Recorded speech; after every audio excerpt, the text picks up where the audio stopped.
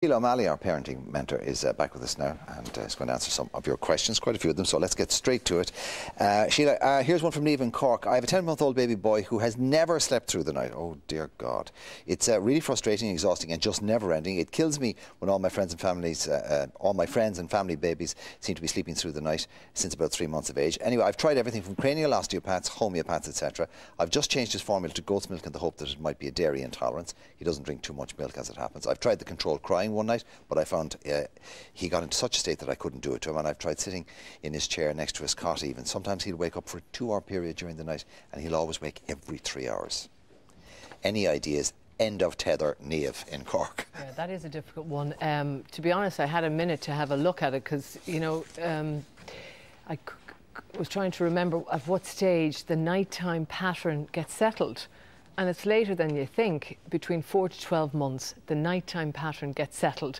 And some children are just later than others. In other words, for the first 6 months, it's very little pattern. And then in the latter 6 months, it begins to settle. So I think the first thing I say to that poor mother is, you know, this is not permanent. It is going to settle. And in the meantime, there's a couple of things she needs to do. One is to take care of herself, because obviously she has to sleep when she gets the chance. And if she's exhausted, she'll get cranky and it will feed back. And I will say one thing, Mark, I think what most women do, including myself, you know, when you're at that stage, when maybe the child is napping, maybe during the day, you're inclined to go and put the washing on, when actually what you need to do is have a bit of a power nap, because then that helps you manage the evenings. The other thing she probably needs to do is take turns, because you just cannot sustain that over time. And hopefully over the next couple of months, it will begin to start stabilising. Well, we don't know what her personal situation is, so that may not be possible. The one thing that caught my eye there was the controlled crying. Yeah. I'd like to know. She said, I tried it one night. Yeah. One night won't do it. I mean, you're going to have to do a week of that to get the pattern settled. Well, now, to be honest, you know, we talked about this earlier, myself and Aidan, and I have to admit, everybody has their own view on it. But certainly my view is that it's just not good for the child, and it's certainly not good for the parent either. You know, in other words, they're crying for a reason, and you need to respond to give what it is they need. Generally, it's reassurance, your presence, and then over time, you have to wean them off that. But it is tough. I mean, you're going to have to grit your teeth. It is really, really tough. I mean, you can't just do it one night and say, oh, well, it was too upsetting, I can't do that again. Because it is going to be upsetting. Yeah, without a doubt. I just don't think it's good for babies. Well, OK, grand. My daughter is 6 years old and for the past 6 months has been waking up with nightmares about twice a week. It can take her hours to get back to sleep. I'm worried that this is exhausting her as well as being very distressing. That's from Ciara in Limerick. Yeah, well, I suppose first thing is there something in the daily routine that has changed that has caused this? Could it be starting school, maybe death in the family? You know, something either at home or in school that has prompted this. That's the first thing. The second thing is to say that it's certainly a feeling that she has. And, you know, really, I suppose, what would I need? You know, you need a cuddle, you need to be reassured, and you need someone to understand that actually your feeling is genuine, and that a lot of the time that's nearly halfway to resolving it. So, you know, it might take a bit of time, and as the parent, you've got to hang on in there and give the time. This is the whole thing about the bedtimes. Unfortunately, it's really hard on the parent, which is why it's so important on the other end that they take care of themselves, because, you know, it's asking you to do something at a time that, in fact, a lot of the time you are tired. But most of these issues, you know, that we're going to talk about are not permanent. She might want to check what the child is reading or what the child is watching in terms of DVD. Absolutely. I mean, there may be we had a beautiful children's book was given to us called The Wolf and the Walls, but it really upset one of the kids. Yeah, without a doubt. It would be read every night for about a week, and the child was and the TV and the cartoons are very violent, and then sometimes they're watching in your soaps. You know, you're absolutely right. So all of that. If there isn't a kind of a family, you know, a trauma or something going on, then it could be just the TV. It could be a book. It could be a little incident. Okay, definitely.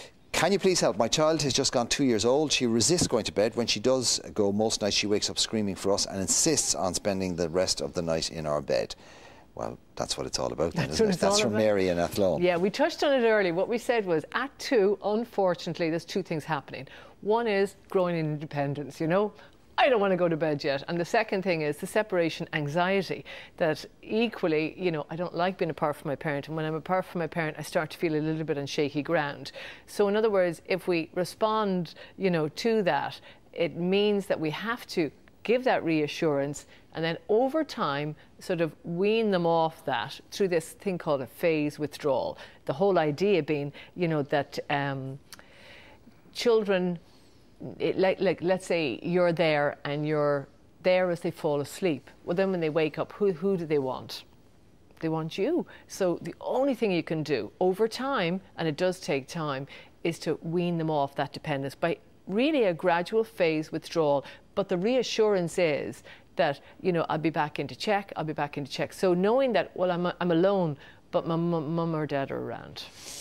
Okay, wondering if you have any advice for us. My son is 5 years old, not a fan of bedtime at all. We try to have him in bed by 8 every night, but often he will throw a tantrum and it will be 10 before he is settled. That's from Janine in Dublin. Yeah. Well, when I'm reading that, I may be wrong, but I'm hearing that sounds like there's not a bedtime routine, because there's no way, if you have maybe 2 hours of... We try to have him in bed. We try to have him in bed, but what I mean is that this importance of a very, very predictable, consistent, calm, you know, a wind down and a sort of a nice lead in to the bedtime routine.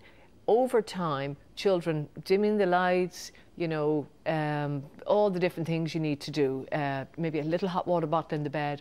In other words, it sounds to me like there's 2 hours there, maybe of the child maybe not cooperating, or maybe about an hour, maybe even an hour and a half initially of the parents' time, where they're giving time to the child through the whole, you know, story time, bath time if necessary, the cuddle, the chat, and I think would have a better return.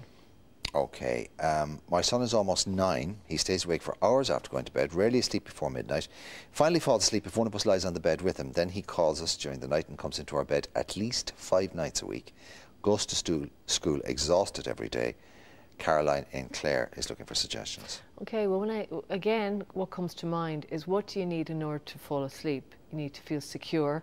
You need to sort of feel calm, and you know, those are the main things you need to feel. So I think if you have a child who's kind of presenting like that, I think it's likely to be that you need to work on him feeling more secure. Could be also that he's just a night owl.